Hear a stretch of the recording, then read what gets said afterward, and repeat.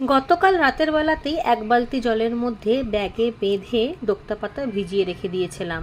সারা রাত জলটার মধ্যে দোক্তা পাতার রসটা ভিজিয়েছে। তারপর দেখুন জলের কালারটা কেমন হয়েছে, খুব ঝাঁঝালো একটা। অনেকে জিজ্ঞাসা করেছেন মাটির মধ্যে কেন্নয়ের উপদ্রব হচ্ছে বা পিঁপড়ে হচ্ছে বা অন্যান্য কেঁচো টেঁচো। যদিও বা কেঁচো কিন্তু কোনো রকম কোনো ক্ষতি করে না, ছোট ছোট কেঁচো বরং মাটিকে উর্বরই করে।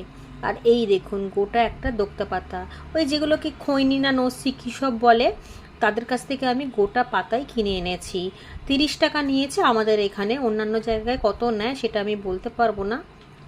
এই জলটাকেই আমি কিছুটা স্প্রে করে গাছের পাতায় টাতায় দেবো আর কিছুটা মাটির মধ্যে দেবো, যাতে পিঁপড়ে ঠিপড়ের উৎপাত একটু কমে। আর যাদের বাগানে কেঁচো টেঁচো রয়েছে বেশি বা কেন্নইতে খুব অসুবিধা, তারা দিতেও পারেন।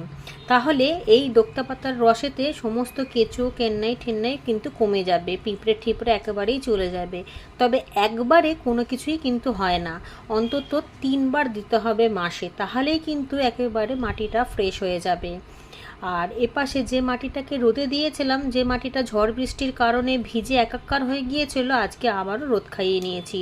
একেবারে খটখটে করিনি, একটু ময়েশ্চার ভাব রয়েছে সেরকম অবস্থায় তুলে নিয়েছি। তবে আজকে আর ছাদে রেখে যাবার ভুল করব না, কারণ এরকম কয়েকদিন আগেই আমি রোদে খাইয়ে মাটিটাকে গ্রো ব্যাগের মধ্যে ভরে ছাদে রেখে চলে গিয়েছিলাম, তাতে করে আমার কাজ বেড়ে গিয়েছে। সেই একই কাজকে আমাকে ডবল করে করতে হলো। তাই আজকে মাটিগুলোকে সবই চাপা দিয়ে রেখে দেবো, অথবা নিচে 3তলা ছাদে গিয়ে রেখে দেবো। মাটি যেগুলো পড়েছিল সেগুলোকে ঝাঁটা দিয়ে ভালোভাবে পরিষ্কার টরিষ্কার করে নিয়ে ব্যাগের মধ্যে ভরে ছাদের কিছু কিছু গাছে জল দিয়ে দেবো। কারণ আজকে সকালবেলা জল দিইনি, মেঘলা মেঘলা ছিল, তার মধ্যে কালকে অত ঝড় বৃষ্টি হয়েছে, সেই জন্য খুব একটা জল দেবার প্রয়োজন পড়েনি। আর এই সময় যেহেতু বীজ থেকে চারা তৈরি করছি, তাই জলটা কমই দেবো।